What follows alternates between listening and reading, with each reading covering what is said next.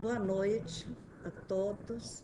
Bom é estarmos juntos, apesar da distância que nos separa, distância física, espacial, mas nós estamos juntos nessa pandemia, tentando superar esse momento triste e único da vida da humanidade.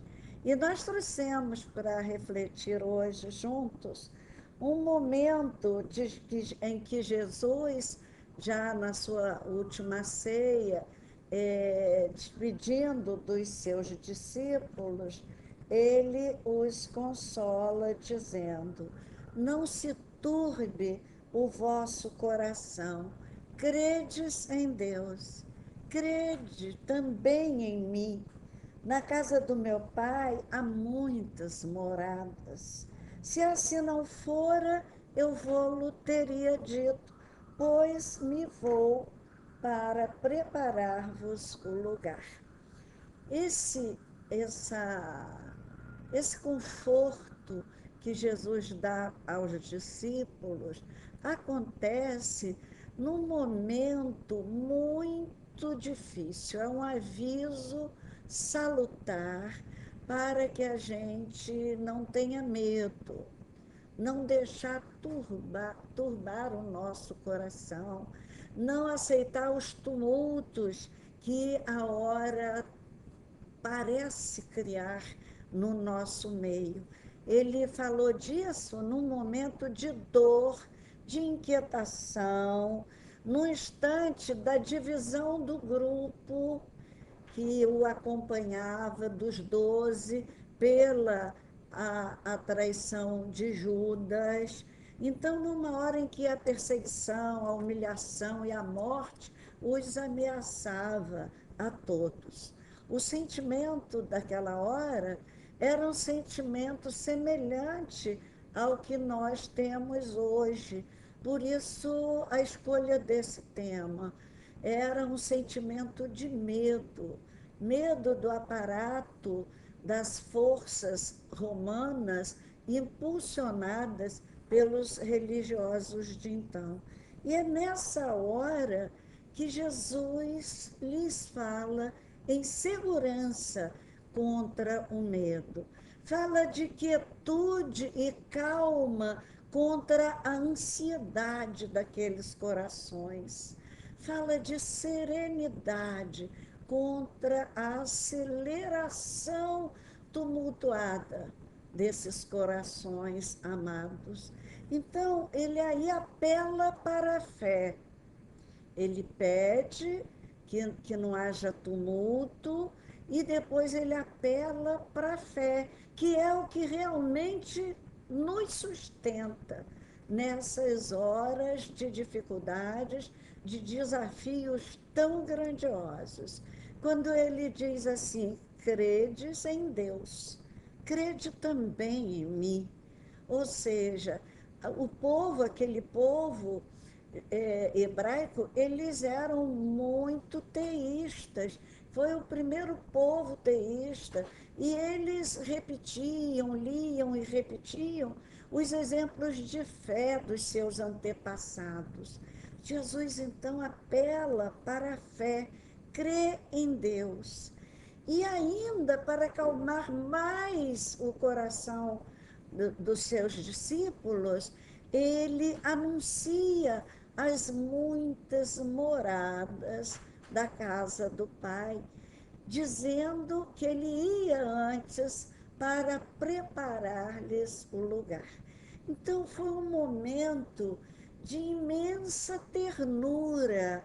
Jesus transforma aquele momento de medo, de pânico, de mágoas, de divisão no grupo, num momento doce, num momento de imensa ternura e de fé. Então, nesse lugar que ele ia preparar, é um lugar onde continuaria, prolongaria as benesses daquela convivência amável, daquela convivência de extrema confiança uns nos outros, apesar da traição de Judas.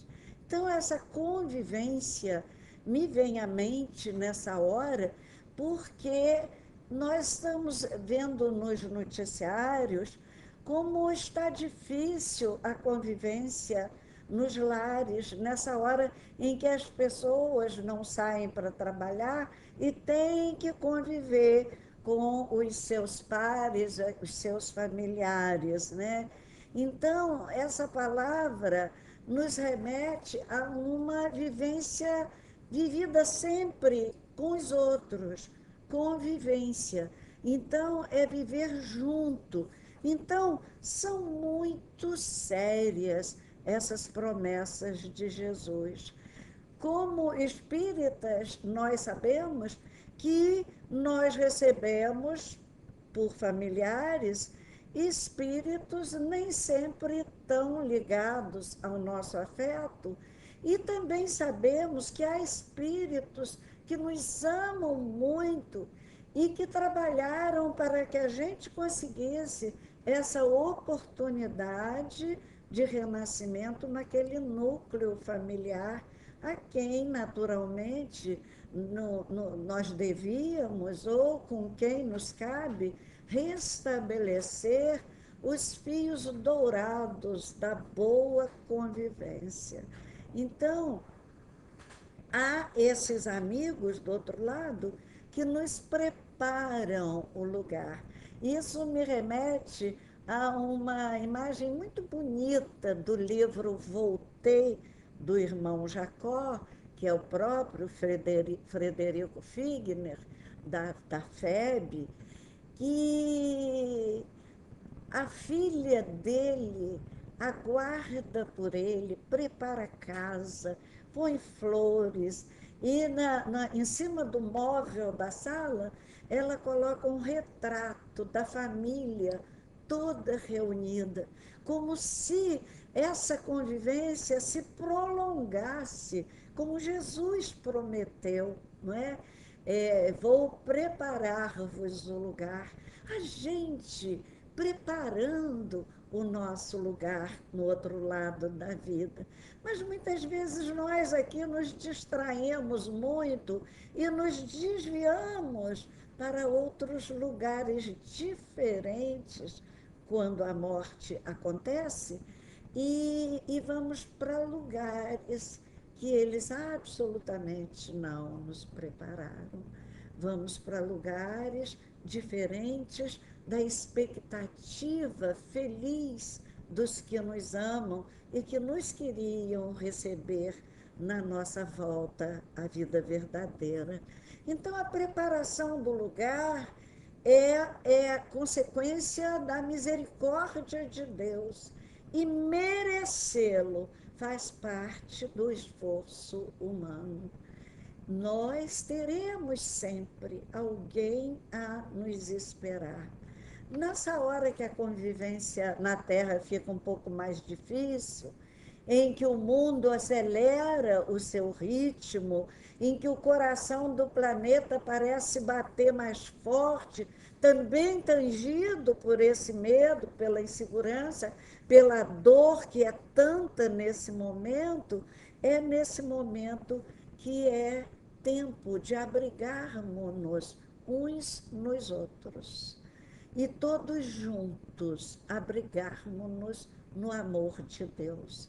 Eu acabo de sair de uma reunião em que eu falava da dor que me causa na hora da dor maior da humanidade, na hora em que tantos estão morrendo e necessitando das nossas vibrações, do nosso magnetismo humano, como explica André Luiz no livro Os Mensageiros, capítulo 48, que muitos espíritos têm uma saudade grande da Terra e que eles se aproximam das nossas casas, das nossas reuniões, para aurir um pouco do magnetismo humano e assim adquirirem forças para a nova caminhada.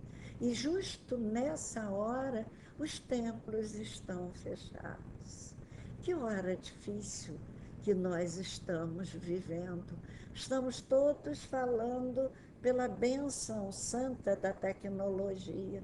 Então, essa comunhão de ideais e essa busca de Deus nesse instante, essa comunhão é excelente base para a nossa convivência. E acho que é por isso que eu estou aqui hoje falando com vocês aí.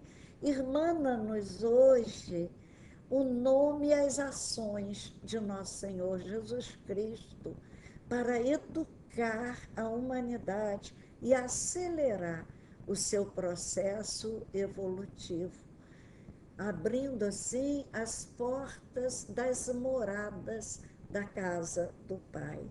Convivência é mais fácil quando nós nos unimos por mente e por emoção. Viver em grupo, preservando a identidade, os valores das partes. Isso não tem sido fácil para nós, humanos, em função da nossa vaidade e do nosso egoísmo. Então, a convivência nos pede, no mínimo, o exercício de 4 excelentes virtudes. A primeira delas é a tolerância. Tolerância com as diferenças sociais, culturais, de etnias, partidárias, que já causou muita confusão, as diferenças ideológicas, as diferenças, enfim. Porque cada ser humano é um único ser humano. A grande valia de cada um de nós é de ser único. E nós não podemos querer igualar as criaturas. Também a tolerância, que tem muito chamado a atenção nessa hora, é a religiosa. Está faltando tolerância religiosa. Aquela tolerância que eu não conheci na minha infância, porque fui muito perseguida na escola, na minha segunda série, que era quando eu comecei a ter compreensão, a observar as pessoas e o tratamento que elas me dispensavam, porque eu era espírita e era filha de um médium conhecido. Então, essa intolerância que me fez infeliz lá nos meus 7, 8 anos, é a que nós estamos vendo ainda agora com os nossos irmãos, companheiros umbandistas. Como têm sofrido os umbandistas nesse momento com a intolerância religiosa. Vi uma vez também no Rio, na Lapa, as pessoas rindo de uma mocinha franciscana que se vestia como tal, que levava, além de levar sopa para a população de rua, uns homens sujos, uns assim embriagados, e ela ia ali, e ela levava o alimento, ela sentava do lado deles. Eu nunca esqueci essa cena, uma jovenzinha, seus 20 anos, e ela afagava a cabeça daqueles homens e daquelas senhoras, meninas, ela dava afeto. E eu vi pessoas que passavam rindo e dizendo: será que eu não tenho pai e mãe em casa para ver isso? Ou seja, uma intolerância até com o bem que as pessoas possam fazer. Então, esse ódio teológico, que é o pior dos ódios, o ódio que nosso planeta já matou muita gente. Então, o ódio teológico, é o ódio das diferentes visões de Deus. Cada um tem uma visão de Deus. E é esse ódio que faz essa diferença, esse ódio que tortura criaturas que persegue, que mata, até a tolerância, que para nós, né, representa uma virtude muito grande, muito necessária nessa hora. Tolerância com crianças que estão aprendendo a viver, tolerância com os idosos que estão se esquecendo por contingências da limitação orgânica, estão esquecendo do que sabem, do que viram, de como vivem. Então, essa tolerância que representa a pedagogia universal. Essa é uma pedagogia universal, a da tolerância. A falta de tolerância gera um espaço para a violência, para o medo, como nós conhecemos hoje. Faz conviver, faz com que a humanidade conviva com visões aterradoras, por exemplo, da queda das Torres Gêmeas, daqueles cadáveres nos trens de Madrid, desses quebra-quebras que, vez por outra, acontecem no Rio, em São Paulo. O cristão Leonardo Boff, o filósofo cristão, nos diz que, sem tolerância, assistiremos ao esgarçamento do tecido da sociedade civil, com consequências funestas para o convívio, para o respeito necessários. E nós que somos cristãos, que conhecemos o Evangelho, com certeza, vimos exemplos de tolerância que Jesus nos deu, além de nos contar uma parábola em que coloca para os agricultores, ele fala da semeadura, do joio e do trigo. Então, ele mostra que o Senhor da terra, né, é, é quem distribui a semente com os seus trabalhadores. E toda vez que as parábolas falam em sementes, elas falam sempre em escolha. A escolha da boa semente, a escolha do bom terreno para que a semente frutifique. E nessa parábola do joio e do trigo, há uma lição linda de tolerância. Quando os empregados vão falar ao patrão e perguntam: o senhor não semeou a boa semente do trigo no seu terreno? Pois é, os inimigos vieram e plantaram o joio no meio do trigo, o que era uma coisa, uma forma de sabotar o outro, que acontecia muito naquele tempo. E aí, o senhor quer que a gente vá lá e arranque tudo? Qual é a resposta do Senhor? Muito sábia. Deixai crescer juntos. Temos que crescer juntos.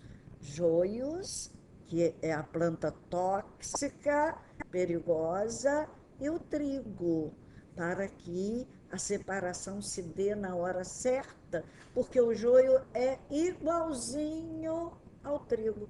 Até a espiga. Só quando deita a espiga e que o joio para de crescer, aos 90 centímetros, mais ou menos, e o trigo continua o seu crescimento, aí sim, aí há a separação. Então, Jesus fala de um momento em que haverá essa separação, em que os que mais se assemelham vão ficar juntos, e aqueles que tumultuam o crescimento da boa semente, no caso o trigo, eles terão que ser atados aos molhos e queimados. Então, a intolerância com os diferentes de nós nos afasta de Deus, porque Deus contempla todos de modo igual. Deus é o Pai que faz com que o sol se levante sobre bons e maus e que a chuva caia sobre justos e injustos. Então, não há diferença. Segunda virtude que nós precisamos começar a exercitar é o respeito. Ao tempo de Jesus, os judeus mantinham uma cultura excludente, excluíam os gentios, aqueles que não eram judeus, muitos deles, e aqueles que tinham uma outra interpretação da Torá, é o Antigo Testamento. Não respeitavam, eles não tinham, os judeus, o menor respeito pelas classes diferentes das pessoas. Não se relacionavam com os não-judeus. Não podia, um vizinho não podia se dar bem com o outro vizinho que não fosse judeu. Não era nem permitido uma visita aos não-judeus. Também não respeitavam as mulheres, não é? Nós vimos lá Jesus encontrando com a mulher samaritana e os discípulos apavorados de vê-lo falar, até ela se espanta, como sendo tu judeu, pedes água a mim, que sou uma mulher e samaritana. Então, eles excluíam muito, não respeitavam os doentes, porque a doença física, tanto quanto a mental, era considerada castigo divino, é porque feriu a lei de Deus, por isso que nasceu doente. O cego tinha o destino triste de esmolar. Então, nós vimos que Jesus juntou a todos. Janta na casa de Zaqueu, que era publicano, que era desconsiderado socialmente, não é? Convoca Madalena ao trabalho. Então, esse respeito que nós temos que ter pelo que o outro pode ser a cada momento de sua vida. O respeito é o reconhecimento do não eu, nos diz o filósofo Leonardo Boff. Então, respeitar aquele que pensa diferente de nós, a aceitação da sua vida, dos seus valores, de cada época, porque nós não estamos prontos. Nós somos seres inconclusos. Daqui a um ano, eu já vou pensar diferente em muitas coisas, porque outras experiências, quase sempre difíceis, me esperam no caminho e eu vou mudar os meus conceitos. Então, saber esperar a maturidade do outro é compaixão. Paulo pregava assim: Deus não faz acepção de pessoas. Ou agora não há mais judeu nem grego, nem homem nem mulher, pois todos são um só em Cristo Jesus.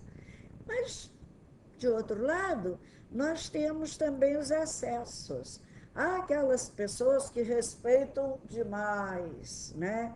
que respeitam até uma espécie de canonização da outra pessoa.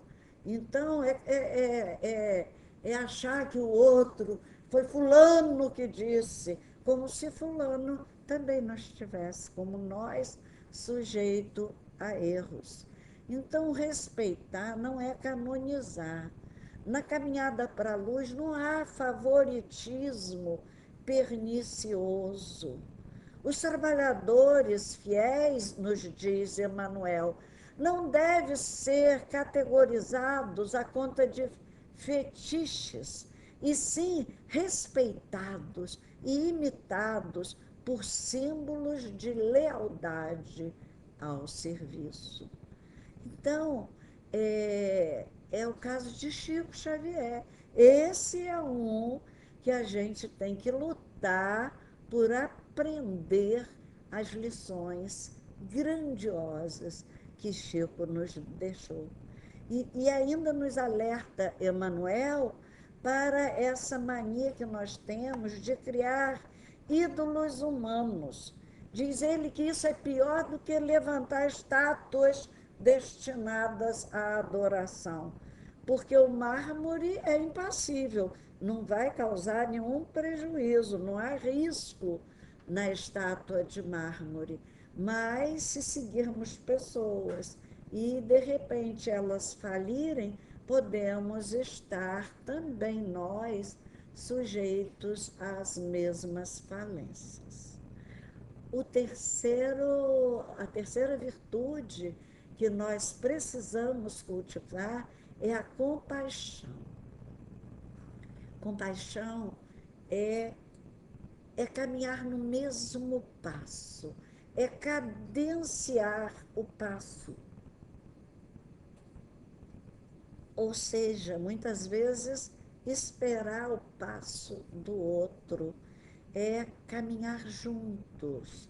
Então, nesse mesmo passo que o outro pode, fisicamente, Jesus caminha no mesmo passo com os seus discípulos, que saíam apavorados, medrosos depois da crucificação e voltavam para a aldeia de Emaús, onde residiam. E Jesus se apresenta ali como um viandante qualquer e lhes questiona: de que falais à medida que caminhais? Deixando-nos essa reflexão. Qual o móvel de nossa conversação na medida em que caminhamos aqui na Terra? Então, espiritualmente, Jesus se compadecia deles naquela hora de dor e ficando com eles na casa, porque eles dizem que a noite vinha, já é tarde, a noite desce, fica conosco, Senhor. E ele ficou. E ali ele os estimula a voltar ao grupo e vencerem a ansiedade, a turbulência daquela hora, não temer, não é? Então, é essa compaixão com as conquistas, mesmo que pobres, de nossos companheiros, de quem nós exigimos o que eles ainda não possuem para doar. Outra virtude, a quarta, é a alegria. Alegria é medicamento de Deus, nos diz um espírito generoso no livro Vozes do Grande Além. Por que nós temos que conviver com tristeza? O Evangelho é alegria pura. Jesus convivia com todos, frequentava os lares das pessoas, jantava, almoçava com os amigos, com essa alegria serena de quem partilha as emoções suaves com os seus. Então, conviver bem é conviver com Jesus entre nós. Sem Jesus, nós não vamos a Deus. Eu sou o caminho, a verdade e a vida. E ninguém vai ao Pai senão por mim. Então, conviver com Jesus, e Chico Xavier nos diz que Jesus não está distante de nós, como nós pensamos. Jesus está nas ruas, não num trono. É o que nos diz Chico. Então, não é a convivência de um rei distante que resolve jogar seu povo ao sacrifício.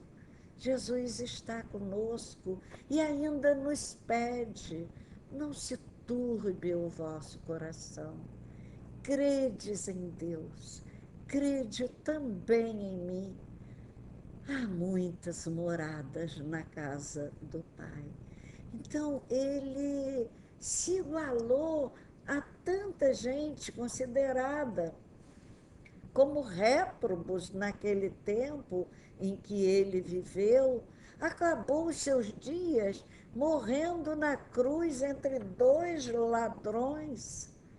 Por que Jesus não conviveria conosco hoje? Ele só nos pede que não nos deixemos turbar o coração. Se ele convive conosco, como diz Chico, por que nós não conviveríamos também com ele? Como nós podemos conviver com Jesus hoje? É só observar o seu comportamento. Primeiro, delicadeza. É alguma coisa que falta à humanidade nessa hora. Dar bom atendimento a todos. Já dizia o profeta Gentileza, que eu bem conheci no Rio de Janeiro, no final dos anos 60. Gentileza gera gentileza. E a gente vê isso muito na obra de André Luiz. A gentileza que há do outro lado da vida, onde aqueles que querem ser bons convivem. Então, André Luiz fala que, que é impossível descrever a entonação doce e enérgica, amorosa e convincente daquela voz inesquecível, bem como traduzir as considerações divinas do comentário evangélico vazado em profundo sentimento de veneração pelas coisas sagradas. Isso está no capítulo 42 de Nosso Lar, quando eles ouvem as preleções. Na arrumação bonita do espaço para receber aquele espírito que vem de outra esfera mais alta, o silêncio para ouvi-lo, a palavra suave e certa para esclarecer. A delicadeza é a marca da vida espiritual nas cidades de boa convivência. Então, eles buscam, em nosso lar, especialmente, e em colônias mais elevadas, isso ainda é mais acentuado, eles buscam a ordem, a disciplina e o respeito. E na convivência com pequenos e grandes grupos, nós vamos ver que Jesus deu esses exemplos. Tanto ele, entre os 12 apóstolos, ele conviveu entendendo as limitações de cada um, repreendendo Pedro, que era de temperamento muito assodado: embainha tua espada, Pedro, porque quem confere fé, com ferro fere, com ferro será ferido. Então, ele admoestava, ele aconselhava, mas aceitava cada um como podia ser. Tolera esse pensamento, esse temperamento explosivo de Pedro e, e, e caminha junto com Pedro como ele era. Também nos grandes grupos, Jesus, mesmo diante dos tumultos e das pessoas que o acompanhavam, cerca de 5.000 pessoas naquele episódio da multiplicação dos pães e dos peixes, das pessoas que aguardavam a sua palavra, e eram pessoas de todas as idades. Eram mães com as crianças famintas, que deviam chorar no colo das mães. Em meio a todo aquele tumulto, Jesus nos dá uma lição de ordem, de respeito, de disciplina na convivência com a multidão inquieta. Segundo Lucas, no seu evangelho, Jesus manda primeiro dividir o povo em grupo de 50. Em seguida, ele vai asserenar a massa tumultuada, assentou-a, e todos assentados se acalmaram. Depois, a terceira atitude de Jesus é lançar seu olhar aos céus e pedir a bênção de Deus para alimentá-la. Jesus dá esse exemplo da oração na hora da ingestão dos alimentos. Então, primeiro, Jesus pacificou, depois, Jesus alimentou, sem esquecer da oração. Até porque o alimento deve ser ingerido em paz, para que ele realmente nos faça bem. O lamento de hoje que eu faço é esse do hábito que nós deixamos para trás de orarmos nas refeições. Na minha casa havia esse hábito, que o corre-corre da vida me atropelou isso no caminho, porque eu trabalhava em muitos lugares, saía correndo de um lugar para o outro, dava comida a 4 filhos e corria para dar aula em outro lugar. Então, isso me atropelou, um hábito saudável que eu recebi no berço. Então, a nossa reflexão passa também em nossos pequenos grupos domésticos. Será que nós temos a iniciativa de primeiro acalmar os nossos conviventes para depois falar-lhes? Ou a gente fala no tumulto, chegando e colocando a bolsa e agitando. Ou a gente faz isso que Jesus nos ensinou: disciplinar primeiro as pessoas que estão conosco, para que eles, pacificados, nos ouçam em ordem e em paz. Isso é uma lição excelente de boa convivência. Se formos ordeiros e pacíficos, conseguiremos conviver, educando os nossos convivas com os nossos exemplos, aqueles que jornadeiam conosco nessa encarnação. Depois de alimentar a multidão, nesse episódio da multiplicação dos pães e peixes, Jesus manda que sejam recolhidos os detritos em cestas para não sujar a área. Olha só, ecológico, não é? Então, ele ensinando o respeito pelo espaço que nós ocupamos, a terra em que nós vivemos, ensina uma multidão saciada a fome a não deixar sujeira pelo caminho. É outra coisa que nós vimos muito hoje, né? Então, a convivência mais asserenada, sem o coração turbado, ela pressupõe sempre a partilha do conhecimento através do exemplo. Então, Jesus conviveu com todos com companheirismo. Em hora de tristeza e de dor, Jesus abre o seu coração e diz aos seus discípulos, os que foram com ele orar no monte: meu coração está triste até a morte. Ele abre o seu coração. Ele também precisava do conforto dos amigos. E Jesus, o que pediu aos 3 apóstolos que estavam com ele, Pedro, João e Tiago? Ficai aqui e vigiai um pouco comigo.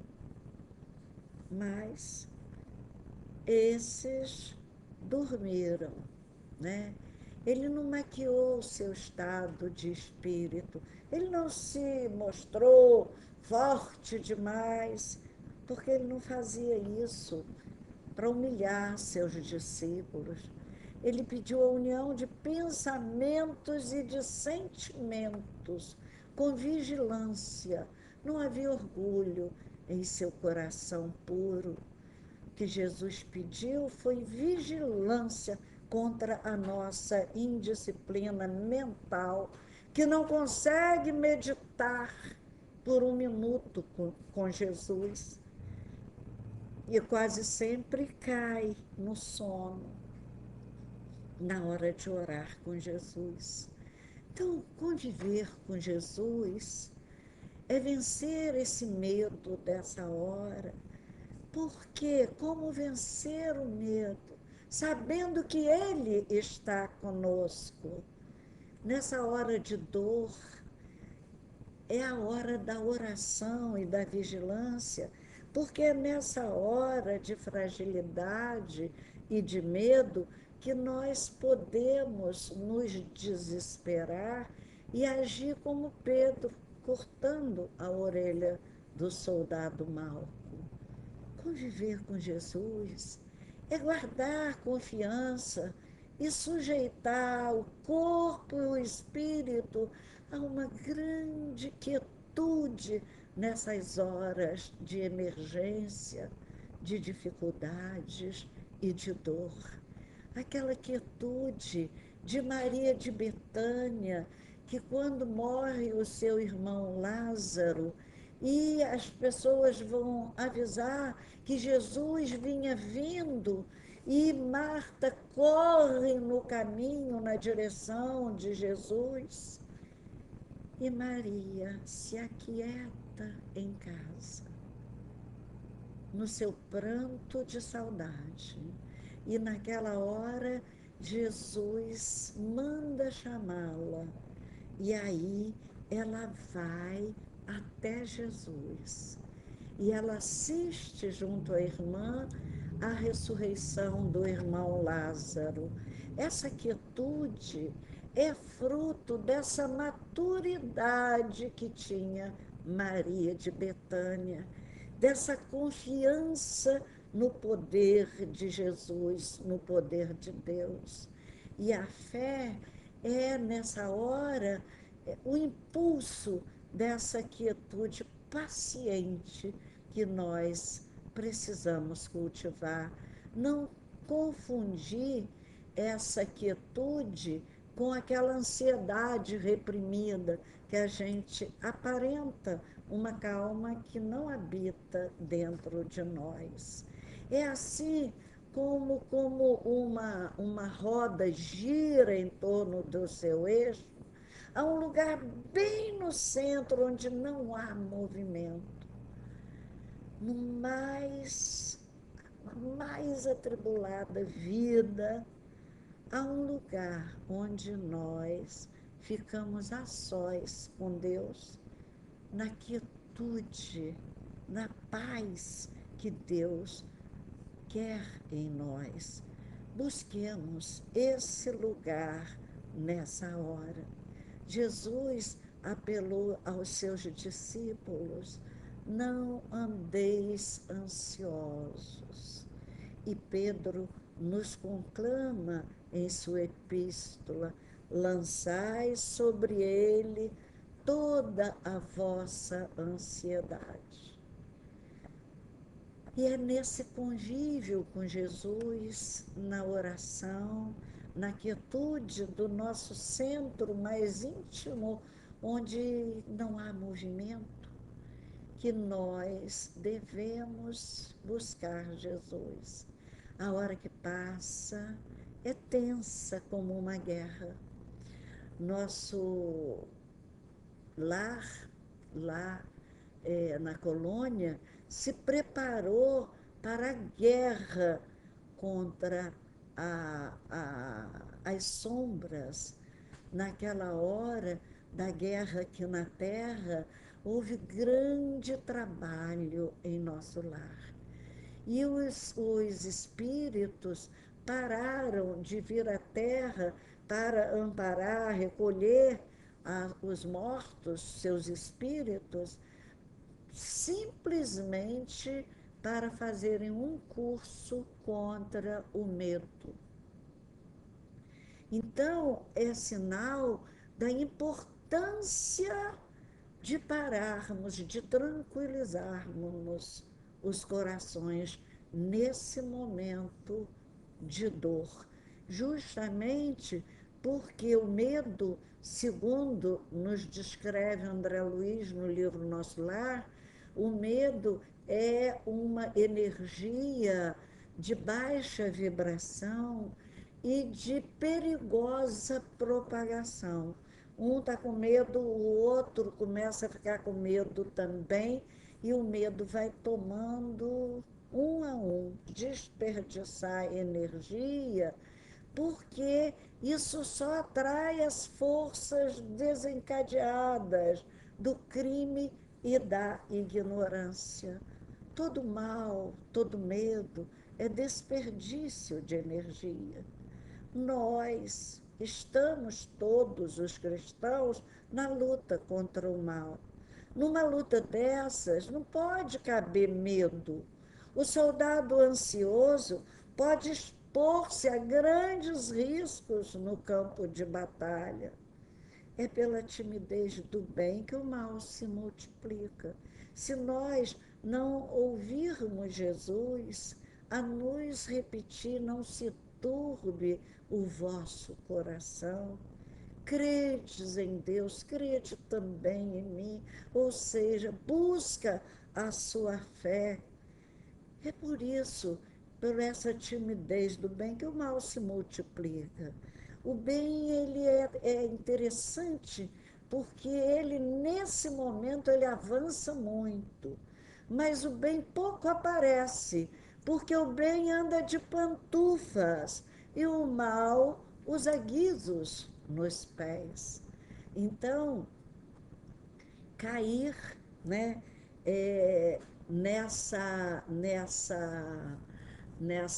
tribulação dessa hora, é a gente não escutar a voz suave de Jesus, a nos dizer que é hora de silêncio e de oração. É hora de fazer silêncio. Há um provérbio chinês que diz assim: quando o som está muito alto, é que a civilização está no fim.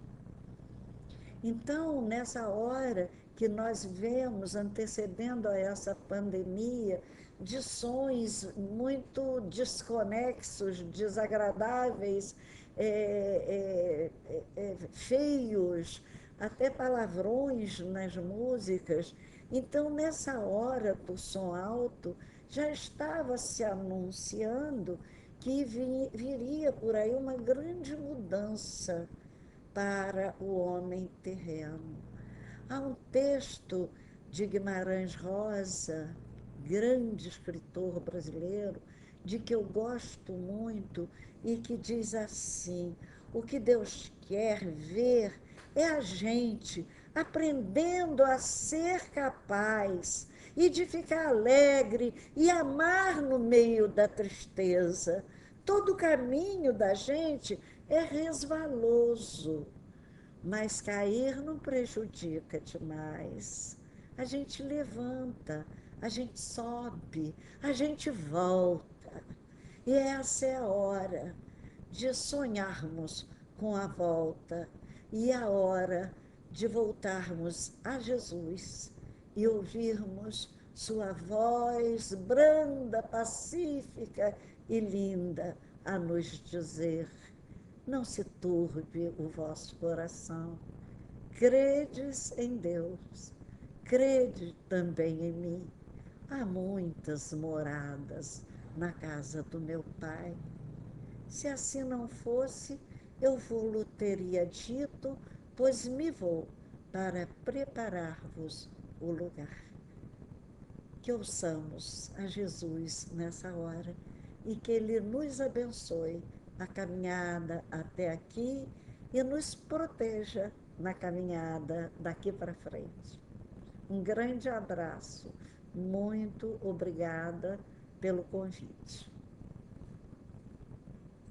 Na caminhada daqui para frente.